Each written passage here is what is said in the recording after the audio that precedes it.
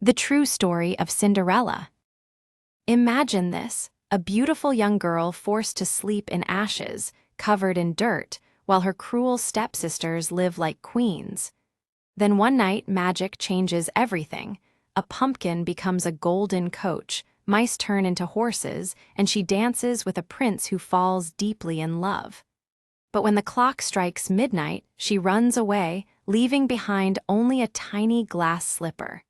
Who is this mystery girl, and will the prince ever find her again? This is the classic story of Cinderella, full of kindness, magic, and a happy ending that has charmed people for centuries. Long ago, there lived a kind gentleman. He had a sweet daughter from his first wife, who was the gentlest person you could imagine.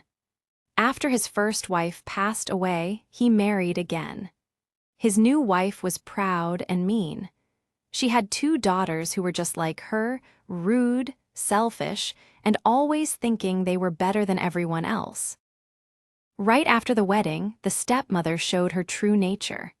She hated how good and pretty her new stepdaughter was.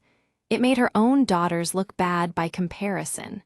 So she gave the girl the hardest jobs in the house.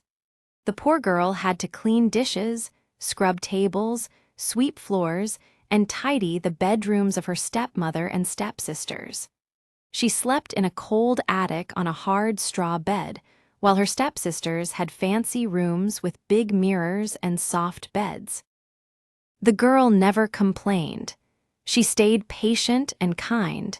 She didn't even tell her father because he was afraid of his new wife and let her control everything. When the girl finished her work, she often sat in the corner by the fireplace among the cinders and ashes to stay warm. That's why people started calling her Cinderwench. But one of the stepsisters, the younger one, called her Cinderella. Even in her dirty rags, Cinderella was 100 times more beautiful than her stepsisters, who wore expensive dresses every day. One exciting day, news came from the palace. The king's son was throwing a big ball. He invited all the important people in the land. The stepsisters got invitations too because they acted so fancy in society. They were thrilled. For days, they talked about nothing else. They picked out dresses, petticoats, and jewelry. They tried on everything in front of mirrors, tightening their laces to look slim and fixing their hair with fancy brushes and patches. Cinderella had to help them. She ironed their clothes, styled their hair, and gave good advice on what looked best. The stepsisters asked her, "Cinderella, wouldn't you love to go to the ball?" She answered sadly, "You're just teasing me. Someone like me doesn't belong there." They laughed and said, "You're right. People would laugh if a girl covered in ashes showed up."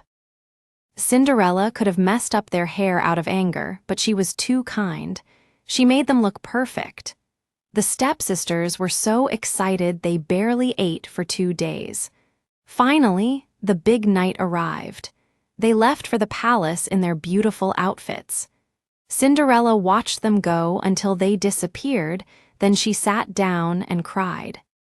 Suddenly, her godmother appeared. She was a fairy. She saw the tears and asked what was wrong. Cinderella sobbed, I wish I could go to the ball." The fairy godmother smiled. "If you're a good girl, I'll make it happen."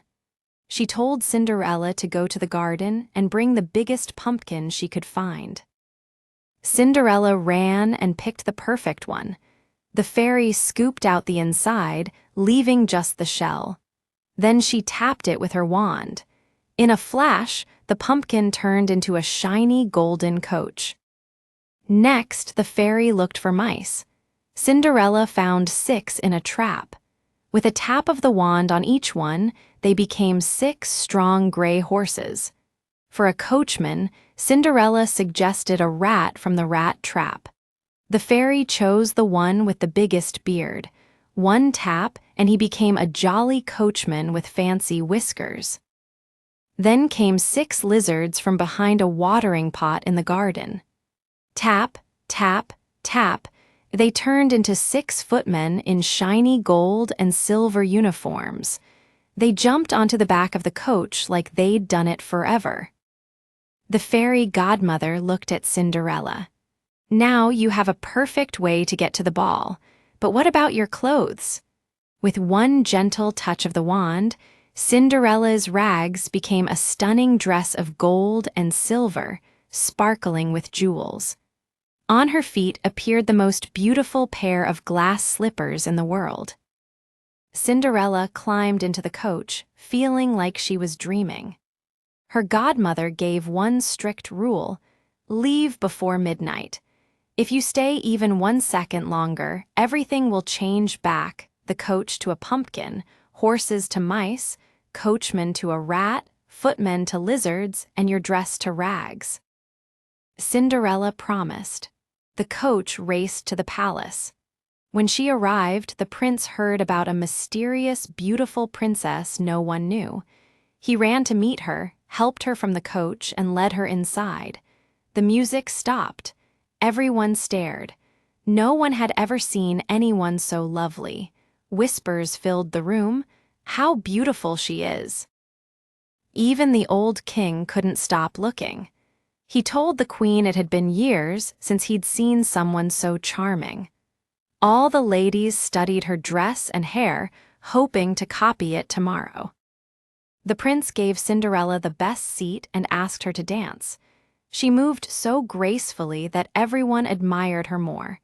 They served delicious food, but the prince ate nothing.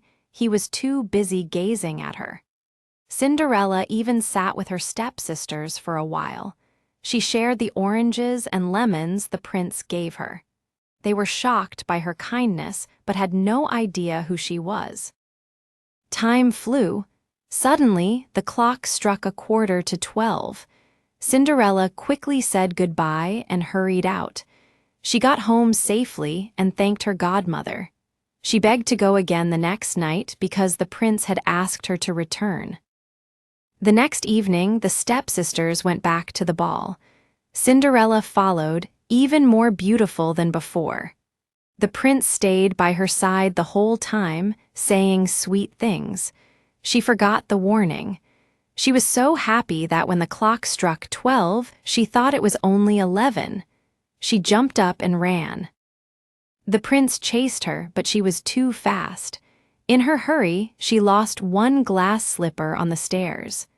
The prince picked it up carefully. Cinderella reached home breathless, back in her old rags, except for one glass slipper still on her foot.